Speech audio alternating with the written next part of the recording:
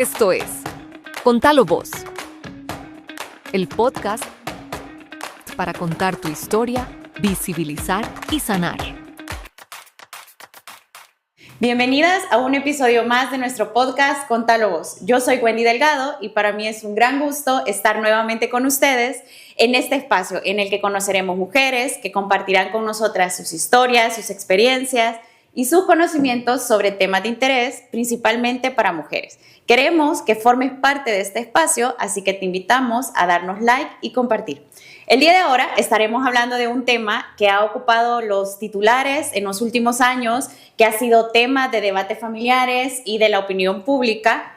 Y el tema es, ¿será que las mujeres ya no queremos tener hijos? Este día estaremos analizando, y es que efectivamente es un hecho, que a nivel mundial la natalidad ha caído a un ritmo acelerado en las últimas décadas. Pero, ¿qué hay realmente atrás de este fenómeno? ¿Será una decisión individual? ¿Será un cambio cultural? ¿O será que nos estamos enfrentando a un sistema en el que cada vez es más difícil maternar? Precisamente estaremos analizando estadísticas, investigaciones. Y para conversar sobre este tema, ahora tenemos a una invitada de lujo. Nos acompaña una amiga muy cercana de Ardemusa, una abogada, feminista y con una amplia trayectoria en la defensa de derechos de niñas y mujeres en el país. Angélica Riva, bienvenida, un gusto tenerte con nosotras.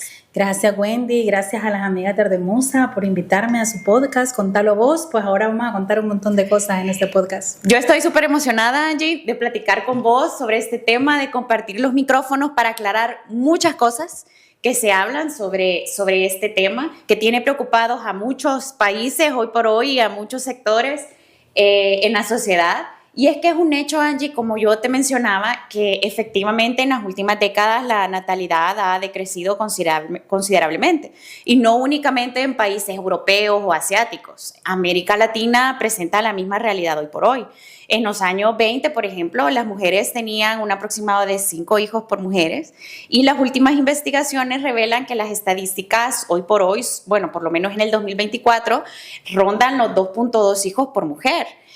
Desde tu experiencia, Angie, y desde tus conocimientos y las investigaciones que yo sé que todos los días estás empapada, conoces y te actualizas, ¿cómo analizás esta caída en la natalidad en las últimas décadas? ¿Será que las mujeres ya no queremos tener hijos?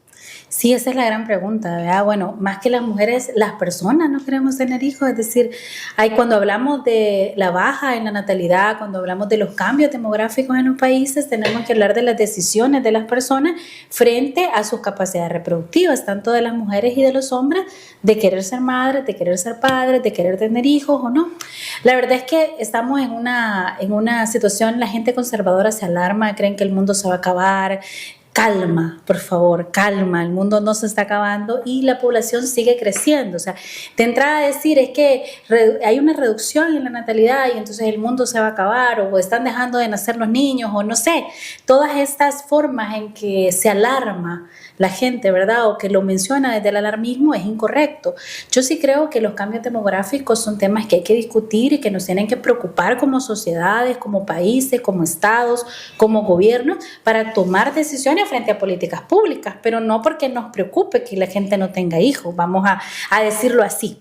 Número uno, porque en efecto, ¿verdad? Hay un cambio demográfico significativo en el mundo. O sea, por ejemplo, en El Salvador, en el año 2007, en el censo del 2007, estábamos teniendo un promedio de 2.1 hijos por mujer. Ahorita andamos en 1.7, creo 1.4, no me acuerdo, hijos por mujer. O sea, es decir, sí hay una reducción frente al 2007, frente al 2024, que fue el último censo que tenemos en El Salvador, pero además eso nos lo dice, ¿verdad? La evidencia científica que a futuro se va a ir reduciendo aún más la natalidad. O sea, los países nos tenemos que preparar para eso. ¿Pero qué obedece este fenómeno? ¿Es una decisión de las personas de no tener hijos? Sí. El avance científico también. Y el crecimiento, digamos, del avance médico, porque hoy la esperanza de vida es más alta.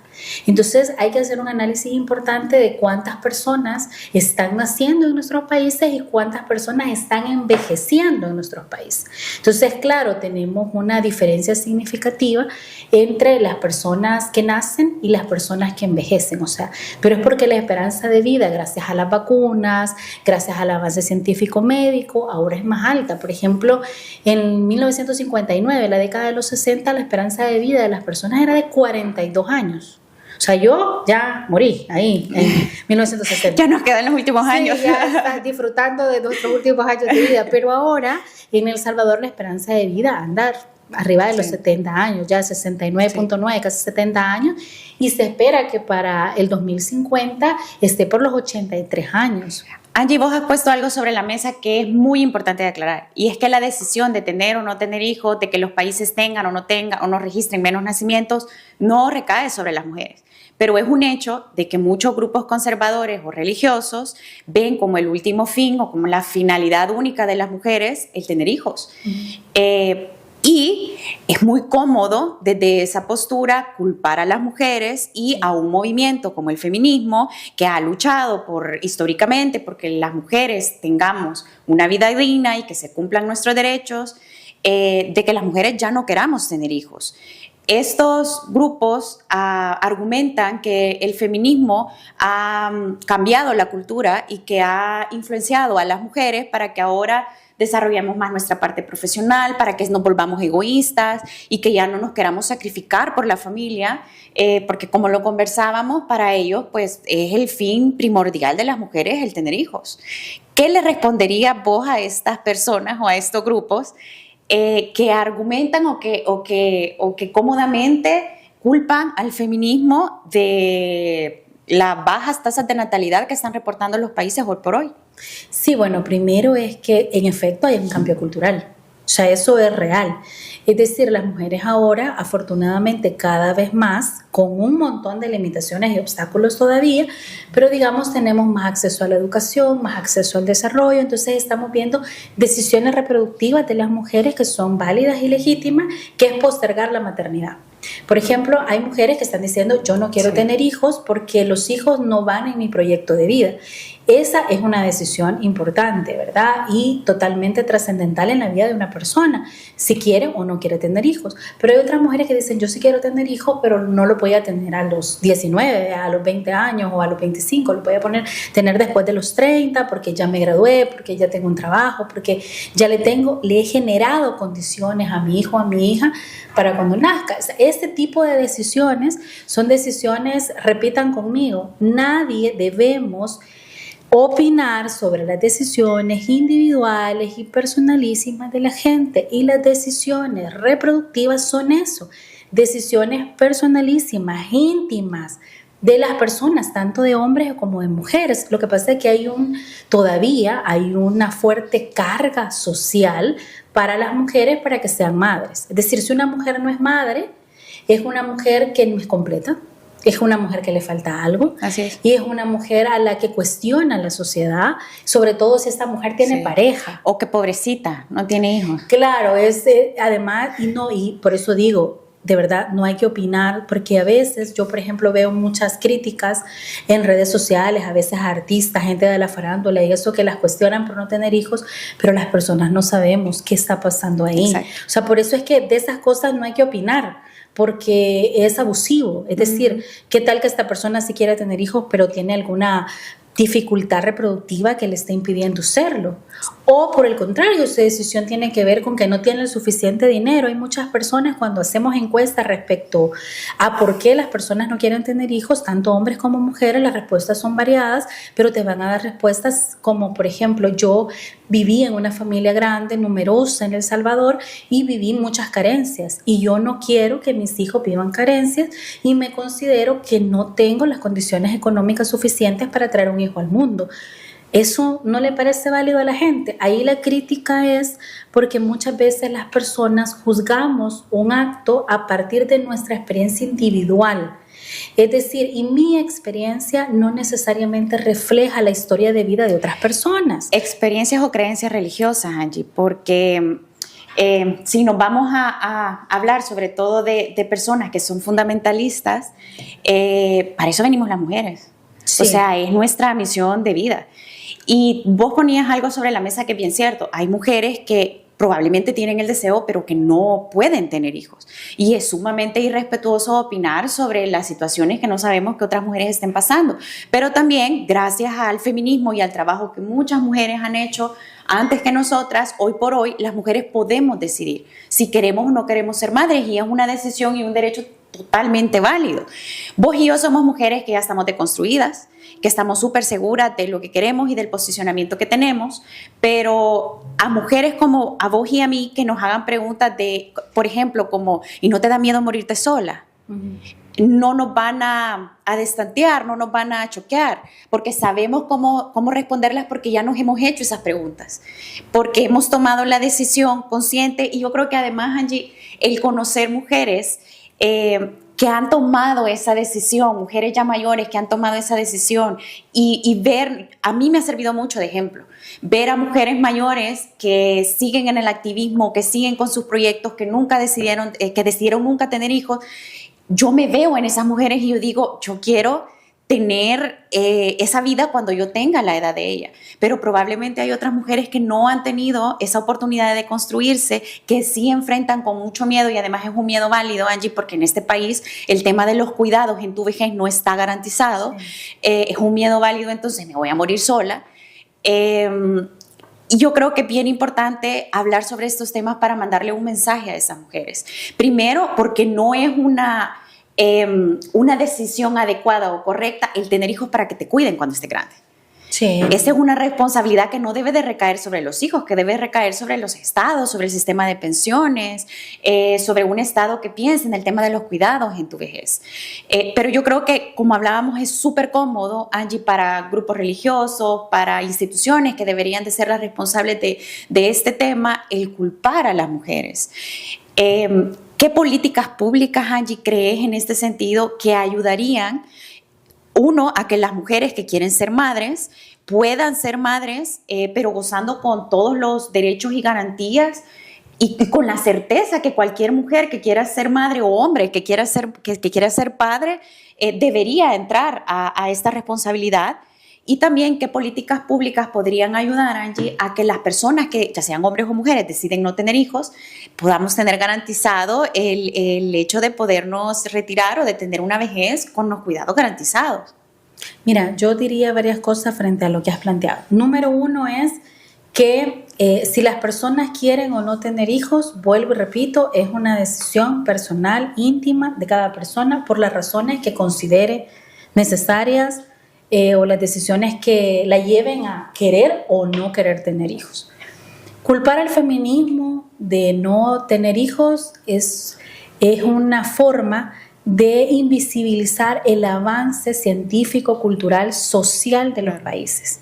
Es decir, ahora estamos en unas sociedades que afortunadamente algunas mujeres, porque todavía sigue siendo un privilegio, tienen más acceso a la educación, más acceso al empleo, pero en condiciones de discriminación. Entonces, la maternidad no es bien vista en ese mundo, en el mundo académico, en el mundo laboral. Por eso muchas mujeres postergan o limitan su deseo de ser madres. Las feministas nunca hemos dicho, ay, que las mujeres no sean madres, vea. Las feministas lo que decimos es que las mujeres deben actuar en libertad. O sea, que la decisión que tomen, si es ser madres o no ser madres, que sea una decisión libre, autónoma de esa mujer en particular, ¿verdad? Pero en ese sentido, por ejemplo, si una mujer decide ser madre, el Estado debería de garantizarle todas las condiciones suficientes y necesarias para que esta mujer pueda ser madre. ¿Y cuáles son esas? Bueno, número uno, que no la discriminen en el trabajo. O sea, porque ese es el tema, que te siguen pidiendo las pruebas de embarazo pese a que no deberían en los trabajos para acceder a un puesto, que si tenés un hijo o una hija te van a discriminar porque ya tenés un compromiso de llevarlo a la unidad de salud a que lo vacunen, de que el niño, si no te llegó la persona que te ayuda a cuidarlo, tengas que estar tú en tu casa, entonces faltas unas horas a tu trabajo mientras resolves ese problema.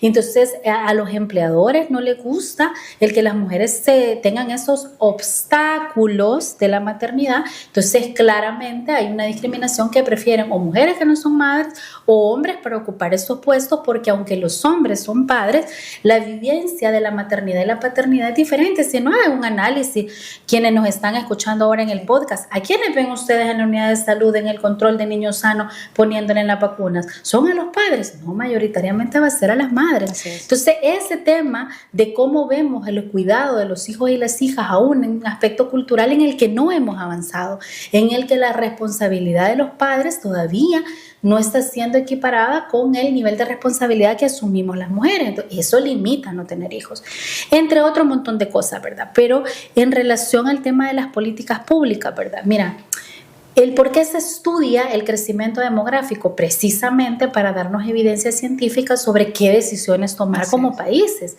Entonces ahí yo lo que diría es que El Salvador, para situarnos en el país donde nosotras vivimos ahora mismo, es cómo va creciendo la población.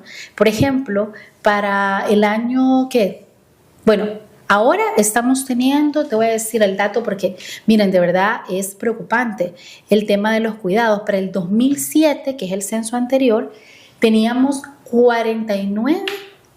19 adultos mayores por cada 100 jóvenes. Ahora, 2024, que actualizamos el censo, tenemos 49 adultos mayores por cada 100 jóvenes. Entonces, ¿qué pasa ahí? Que en El Salvador, y lo hemos dicho a las feministas en incansables momentos, tenemos una crisis de los cuidados. ¿Quiénes cuidan? Mayoritariamente cuidamos las mujeres. Hay una sobrecarga a las mujeres porque, vamos a poner el ejemplo coloquial salvadoreño. En una familia salvadoreña normal se enfermó el suegro. ¿Quién es el suegro? El papá del esposo de la mujer. Él es el suegro. ¿Quién lo cuida? La nuera. ¿Y la nuera qué viene siendo de ese señor?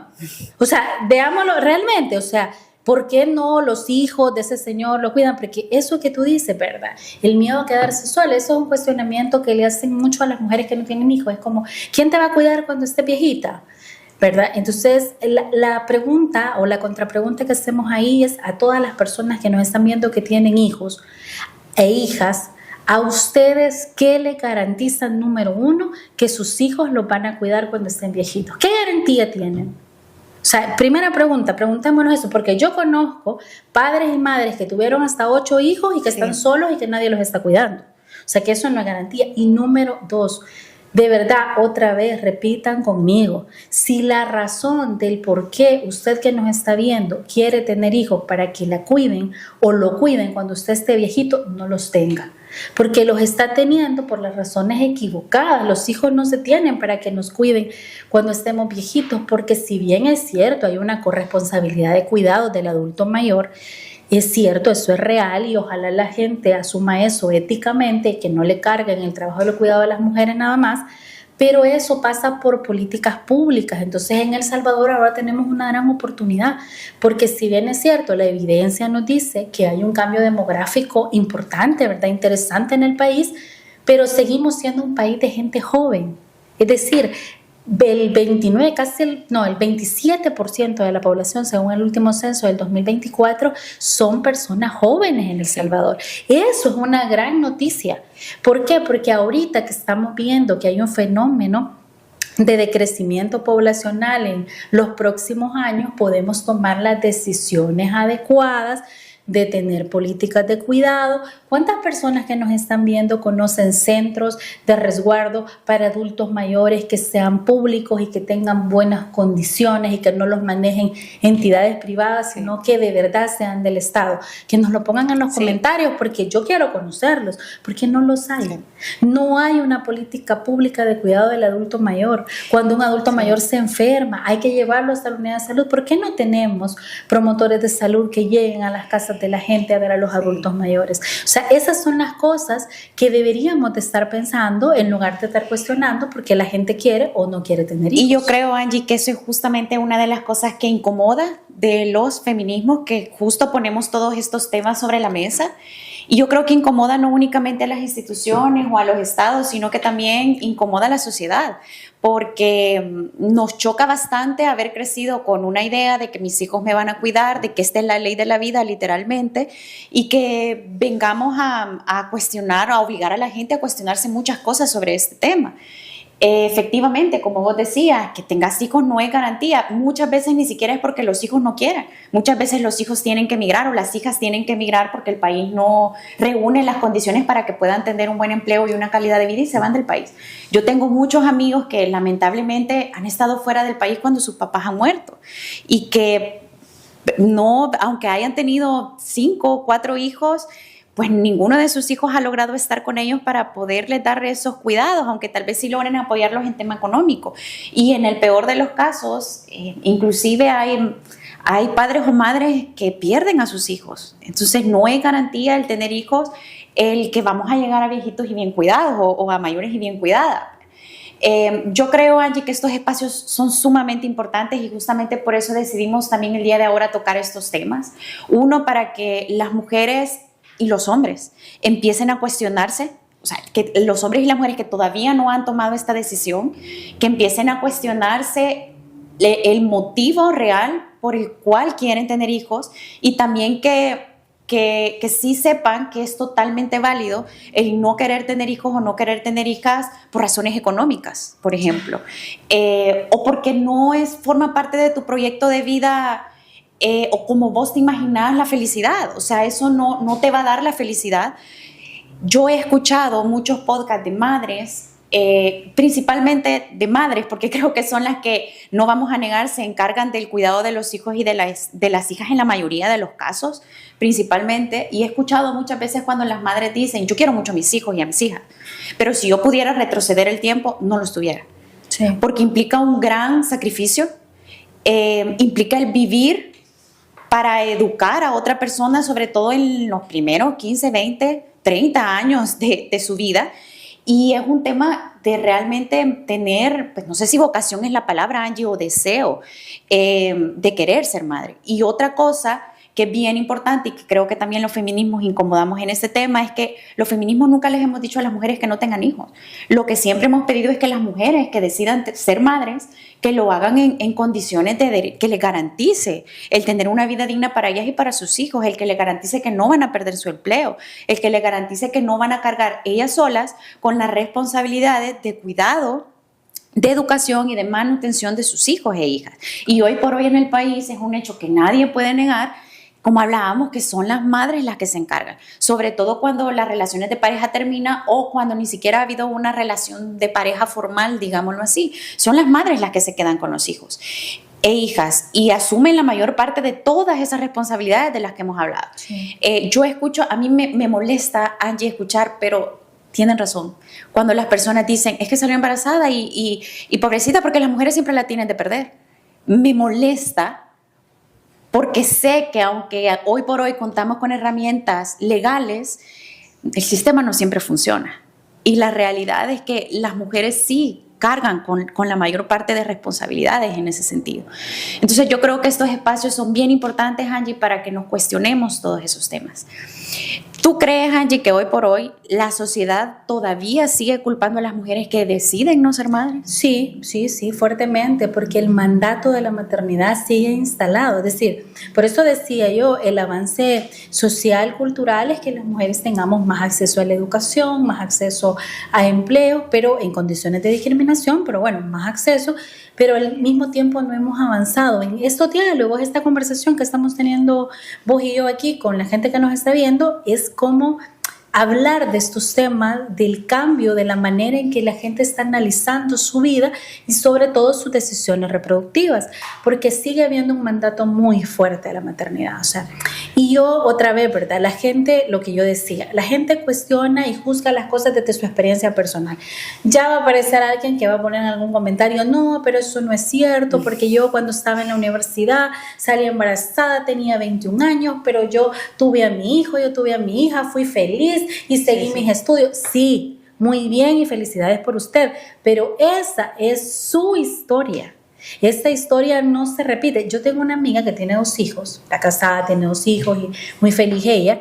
Y ella tiene un buen empleo, su pareja tiene un buen empleo, tienen una persona que les ayuda y las 2 abuelas, tanto paternas como maternas, se pelean por cuidar a los hijos el día que la persona que le ayuda en casa no puede llegar.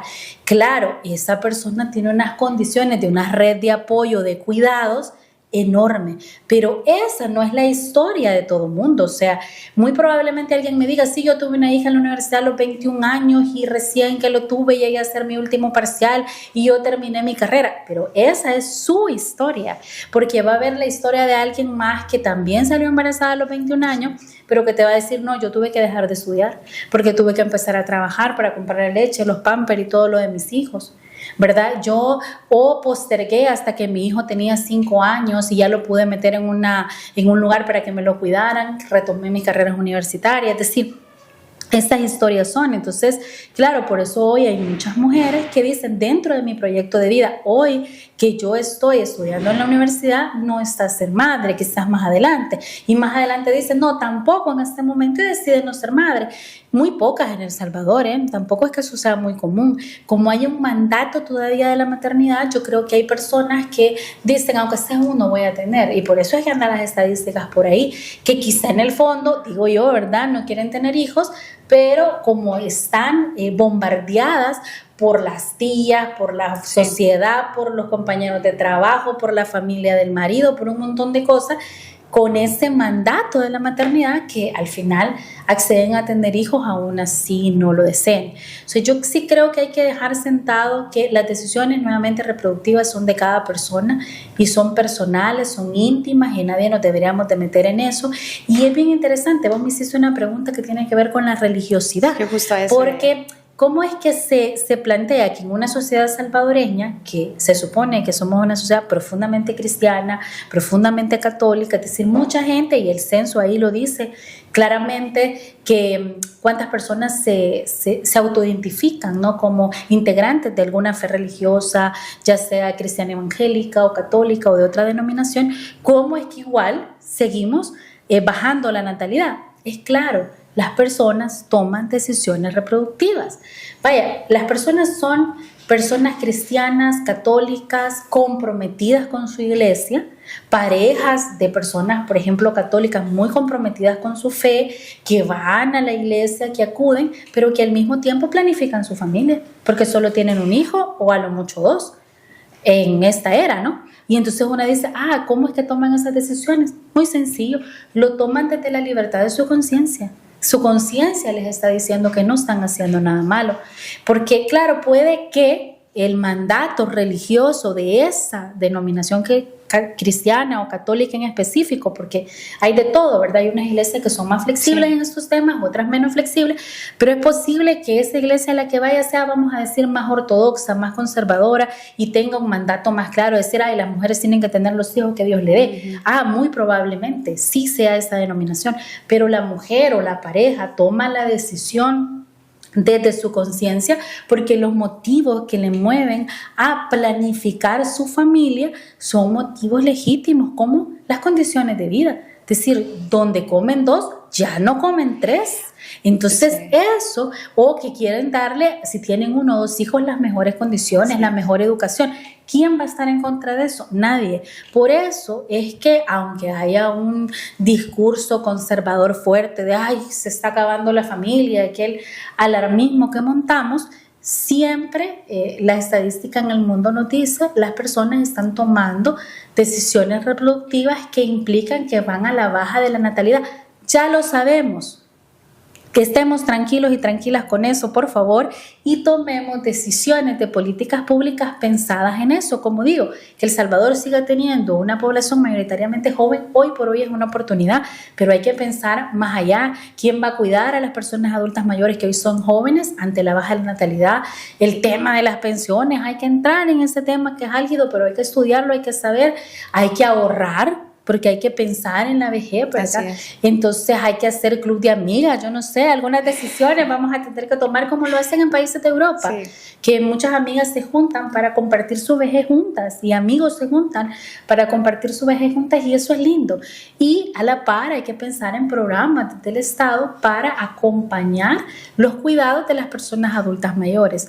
Pero yo pienso eso, Wendy, que es importante dejar sentado que las decisiones reproductivas de la gente son eso, íntimas e individuales, y que hay que acompañar la decisión que sea, siempre y cuando se tomen autonomía y en libertad. Por ejemplo, ¿verdad?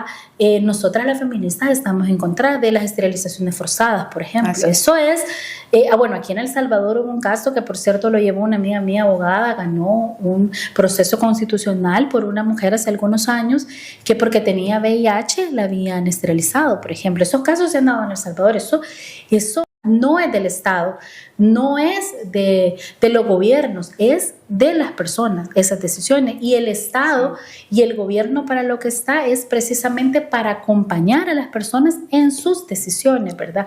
Y por otro lado también hay que hablar de todo el avance científico frente a la natalidad y a la reproducción. O sea, ¿por qué lo planteo? Porque ahora hay métodos, ¿verdad? Como por ejemplo reproducción asistida, que eso es parte de tener acceso a los derechos reproductivos, ¿verdad? Pero en El Salvador es un diálogo que no estamos teniendo, que deberíamos de tener, porque todavía el acceso a reproducción asistida sigue siendo un acceso de privilegios. Solamente la gente privilegiada que puede pagar tiene capacidad y hay mujeres que no tienen hijos y sí quieren tenerlos, pero no pueden por condiciones reproductivas, donde herramientas que ya existen de reproducción asistida les podrían ayudar para poder tener hijos, pero no son del acceso de todas las personas, solo de quien las puede pagar. Entonces eso también hay que hablarlo, porque esas son decisiones reproductivas, es decir, hay que acompañar a la gente en sus decisiones. Si la decisión de una mujer es ser madre, perfecto, y si la decisión es no ser madre, perfecto, ¿verdad? Entonces yo creo que ese tema también es importante decirlo, que hay que luchar porque la gente cada vez más tome decisiones informadas. Sí, bueno, también es decir, es importante, ¿verdad? Eso, justo lo que acaba de decir, no todos los embarazos son deseados, y ese es un problema, porque todos los embarazos en El Salvador deberían ser deseados y vividos desde la plenitud y la felicidad. Eso es a lo que aspiramos, que una mujer que está embarazada se sienta bien, se sienta feliz, se sienta acompañada, que hayan políticas públicas que la acompañen. Pero, por ejemplo, los embarazos producto de la violencia sexual, eso es un fenómeno en El Salvador triste y muy fuerte. Afortunadamente, digamos, hay avances, por ejemplo, en la reducción de los embarazos en adolescentes. Para el año 2015 andábamos por más de 40 embarazos en adolescentes al día. Ahora, en el 2025, para el año pasado, ya lo habíamos reducido a 21 embarazos por día, pero igual sigue siendo un fenómeno, una problemática fuerte, son números demasiado altos, porque ¿qué implica que una adolescente quede embarazada? Implica un retroceso tremendo a su desarrollo, a su plan de vida. Y que quizás que ese debería de ser más allí el tema que nos preocupe. O sea, más que nos preocupe que todas las mujeres quieran ser madres, que nos preocupe que las mujeres que quieran ser madres lo hagan porque quieren y no porque son víctimas de una violencia sexual en el país. Así es. Bueno, y tenemos la deuda del tema de la interrupción voluntaria del embarazo en El Salvador, que es una discusión que hemos venido impulsando, que hay que hacer en el país, sobre todo en los casos donde hay riesgo de que la mujer pierda la vida, o de temas de violencia sexual. Entonces también hay que decir que hay que trabajar y hay que luchar porque en el país todas las mujeres que se quieran embarazar lo hagan, pero lo hagan en condiciones dignas y en decisiones propias, autónomas y libres. Yo creo que por eso es importante no romantizar este tema. Exactamente. El tema del embarazo, de los embarazos en El Salvador, no solo es una noticia feliz para muchas familias, es una tragedia en muchos casos. Y muchas niñas, allí vos decías que hoy las estadísticas están 21 niñas. 21 niñas diarias. O sea, 21 niñas al día en nuestro país están en estado de embarazo producto de una violación. Hay que decirlo tal cual como es. No, con las niñas que se embarazan en un año en El Salvador, llenamos la mitad del estadio Oscar Quiteño, por ejemplo. Exacto. Para poner un ejemplo en números, para que lo dimensionemos. Y ahí hay pues proyectos de vida de esas niñas o de esas adolescentes que se han paralizado. Y que nos debería de preocupar más esa doble moral que como sociedad tenemos, que el tema de que las mujeres o los hombres que ahora deciden no ser madres o padres, no lo hagan porque no está dentro de su proyecto de vida o porque quieren darle a sus hijos y a sus hijas las mejores condiciones. Así es. Angie, yo creo que justamente con este mensaje final nos podemos quedar para ir cerrando el podcast. Primero, aclarar que el feminismo siempre ha defendido la decisión de cada mujer de querer o no ser madre, que las mujeres que deciden ser madres, así como las mujeres que deciden no serlo, el feminismo las ha acompañado para que la decisión que tomen la puedan tomar con garantía de derechos. Yo creo que a lo largo de la conversación hemos visto que este no es un tema sencillo, no es un tema de una sola causa. Existen múltiples factores que están causando la baja de la natalidad, inclusive algunos factores muy, muy positivos, y que los cambios no siempre son malos, Angie, que lo que tenemos que hacer es empezar a estudiarlos, empezar a platicarlos, para empezar a planificar nuestro futuro en base a la nueva realidad que tenemos. Y que la pregunta quizás no debería de ser si las mujeres quieren o las mujeres no queremos tener hijos, sino en qué condiciones queremos que las mujeres tengan hijos y qué condiciones vamos a dar a las mujeres que decidan no ser madres también. Te agradecemos muchísimo, Angie, por habernos acompañado en este episodio. Definitivamente es un tema muy amplio que esperamos tener la oportunidad de seguir conversando y analizando más los factores y también las medidas que se pueden tomar frente a esta nueva realidad que tenemos como sociedad. Así que como ardemos agradecerte, Angie, que nos hayas acompañado. Esperamos que a las personas que nos ven este tema les haya interesado. Por favor, si les gustó, compártanlo, denos like y síganos en nuestras redes. Gracias. Esto es Contalo Vos, el podcast para contar tu historia, visibilizar y sanar.